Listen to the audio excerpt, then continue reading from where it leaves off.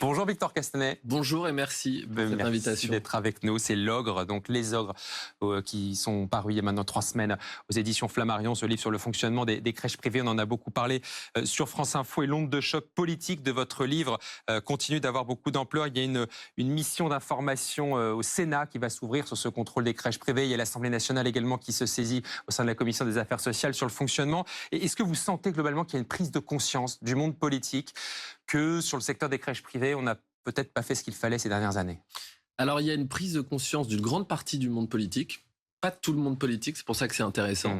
Mais effectivement, j'ai été auditionné par la plupart des groupes parlementaires qui m'ont contacté. La France Insoumise, le Parti Socialiste, les écologistes. Même les Républicains. Les Républicains, effectivement, au Sénat, qui ont décidé de monter cette mission sur un point précis c'est une mission sur le contrôle justement des autorités de contrôle, les PMI, les CAF, pour savoir notamment les autorisations et les subventions aux crèches privées. Exactement, c'est pour savoir si elles ont bien fait leur travail de contrôle de l'utilisation de l'argent public. Donc c'est un sujet important, mais ça élude d'autres sujets, notamment les dérives de People and Baby. Et il y a un sujet quand même, c'est qu'aujourd'hui, alors que tous les partis se mobilisent sur la question, il y a les partis de la majorité présidentielle, du groupe Renaissance.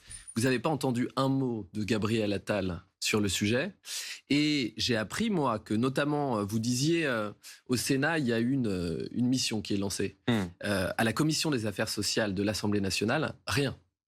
Alors même que des députés ont demandé à m'auditionner, ont demandé de monter une mission sur le sujet, pour l'instant, ça bloque. Et ça bloque notamment, j'en ai parlé il y a quelques jours, à cause du cas Berger qui met mal à l'aise une partie de la majorité présidentielle. Donc rentrons dans le détail. Pour l'instant, vous sentez en effet que ça bloque du côté du groupe Ensemble pour la République, le groupe dirigé par Gabriel Attal. Peut-être pour protéger Aurore Berger, c'est en tout cas ce que vous dites. Oui, je pense que c'est un sujet qui les met très mal à l'aise. Ils ne veulent pas mettre ce sujet sur la table. Si vous voulez, moi je sais qu'on a voulu m'auditionner, plusieurs députés ont fait la demande de m'auditionner en commission des affaires sociales, ça a été pour l'instant refusé, et certains ont voulu monter un groupe de travail sur la petite enfance, des députés du parti Renaissance, et ils ont reçu un certain nombre de messages pour leur dire que c'était pas le moment opportun. Aurore Berger elle-même a envoyé un message, donc évidemment ça bloque. Vous avez d'ailleurs qui préside cette commission des affaires sociales ? Alors, c'est aujourd'hui une femme qui s'appelle Annie Vidal, qui est présidente par intérim et qui, elle, souhaite m'auditionner. Et effectivement, pour l'instant, elle n'y arrive pas. C'est intéressant parce qu'en fait, tout le monde bouge et il y a deux grands acteurs qui font silence au milieu de cette crise. C'est d'un côté la Fédération des entreprises de crèches privées, où il n'y a pas eu une personne en plateau qui vient parler de ce sujet. Ils ont juste fait un communiqué assez simple et mais sinon, aucune réaction. Ils aucune réaction. C'est le premier acteur. Et le deuxième acteur, c'est les députés du Parti Renaissance. J'explique, moi, dans le livre, je parlais de pacte des loups, pacte de non-agression. Oui. Malheureusement... Vous dites un pacte de non-agression entre Aurore Berger et la principale lobbyiste en chef de ces crèches privées qui s'appelle Elsa Hervy, dont Aurore Berger...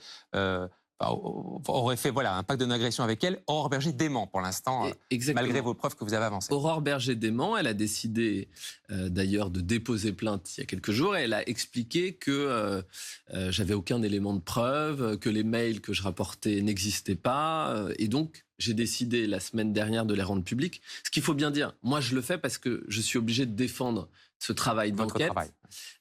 Mais ce qui est important maintenant, c'est de parler du fond. C'est-à-dire que c'est pas possible. Il y a un an, il y a déjà eu un blocage au moment où on a voulu, où il y a eu un scandale, début de scandale sur le sujet et où il y a eu une commission d'enquête. Il y a eu un blocage et aujourd'hui, il est en train de se passer la même chose. Donc, alors même que des députés saisissent de la question, alors même que au niveau local, c'est très intéressant aussi. Il y a beaucoup de maires, il y a eu 6 grandes villes qui ont fait une conférence de presse pour dénoncer la dynamique du low cost, de la baisse des prix dans le secteur des crèches et le mode de financement. Il y a des tensions dans beaucoup de conseils municipaux en ce moment. Sur cette question. Sur cette question.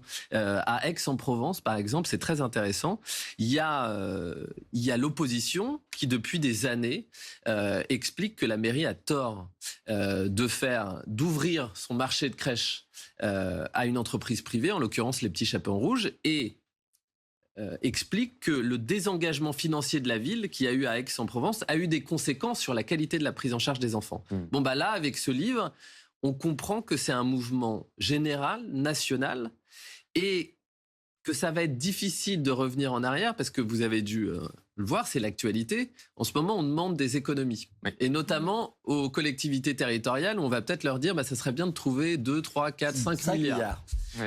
Sauf que dans le même temps, moi, ce que j'explique, c'est que on a les prix des berceaux en mairie se sont effondrés, sont passés de 8-9 000 euros à aujourd'hui 3 000 euros.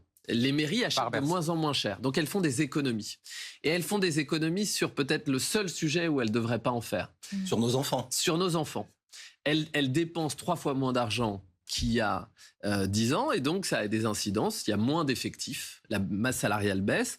Il y a plus d'obsession du taux d'occupation. Il faut remplir plus. Et il y a des pratiques d'optimisation des coûts parce qu'il y a moins d'argent, tout simplement.